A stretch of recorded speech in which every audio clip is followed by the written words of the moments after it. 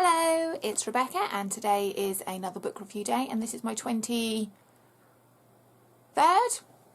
book that I've been reading for the BookaShelf 2016 reading challenge. I will leave a link down below in the description so that you can see what the challenge is all about, but basically it's to read 26 books over the year and each book comes from a different category and the categories are alphabetized. So the book that I've been reading comes from the category of You, a book with an unhappy ending.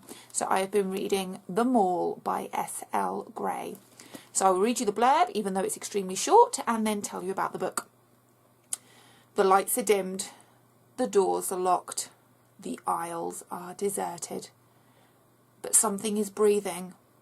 The only way out is to go further in. Welcome to the nightmare. Welcome to the mall. Bum bum bum. So I chose this book a while ago because I'd read the second book in a series called The Ward. Such a long time ago that I read it, but I do believe I reviewed it, so I will leave a link to my review of that book, not realising that this book came before. So I thought I should read it, and I wasn't planning on reading this one for the category of an unhappy ending, but as I got towards the end I realised that it would fit in very well. I obviously won't tell you what the ending is, but it's not a shiny, happy, rosy ending. So, such a twisty, turny, crazy book. There are two main characters in this, Daniel and Rhoda, and the chapters alternate between the two characters, so you get to see from Daniel's point of view and from Rhoda's point of view, which I quite like because it shows you different ways of looking at things and different thoughts and different differences. So I really like the way that it was set out. So Daniel works in a bookshop in the mall, in a giant mall in South Africa. This book is set in South Africa. And Rhoda, we meet Rhoda to start with, and she is in a panic because she's gone to the mall and she was with a boy, a young boy, and he's run off and she can't find him.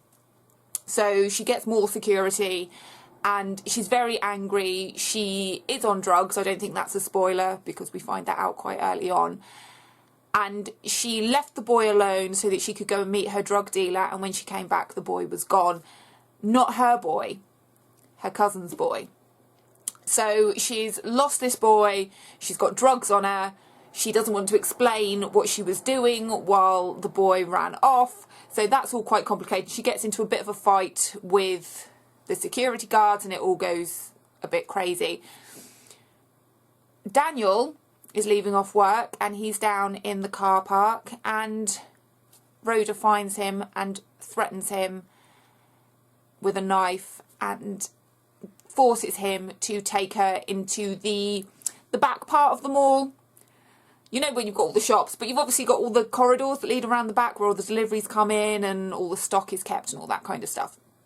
So they go through the back of the mall and this is where it all changes and gets a little bit frightening, and they're being chased by something, not someone, something, they can't work it out.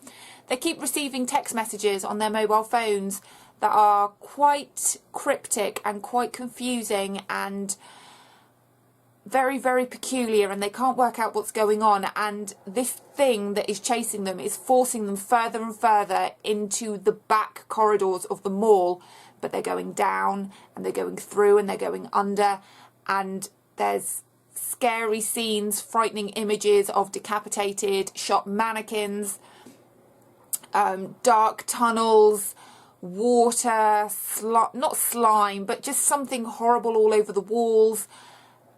And they keep going further and further and further away and they can't make their way back, and every twist and every turn they get a new text message and it's all part of a game, and it's a sick, twisted, sordid game from somebody high up and they don't know who it is and they don't know what's going on.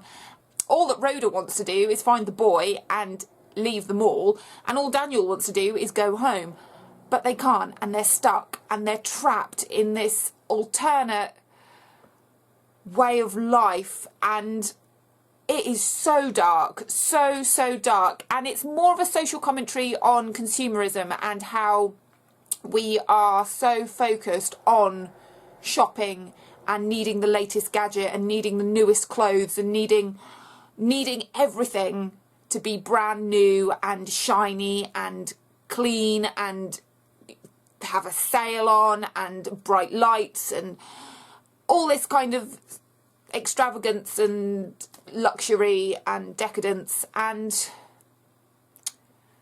it kind of points out how far we will go in this lifestyle. And it's a very frightening book in as much as I like social commentary. I like things that really focus on the problems that we have in society now, which it does.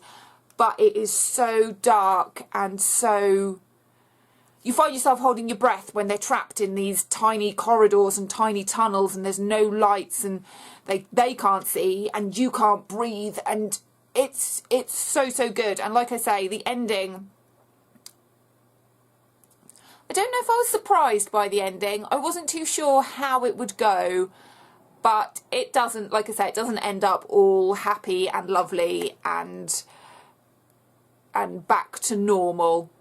It ends in a very, it's so difficult to review this because the category for this book is about the ending, but well worth a read, and it takes you on such a huge journey yourself, and you kind of wonder what you would do in these situations and how you would feel and all that kind of stuff. So when you think it's ended, it hasn't. There's a little bit more, and it is well worth a read.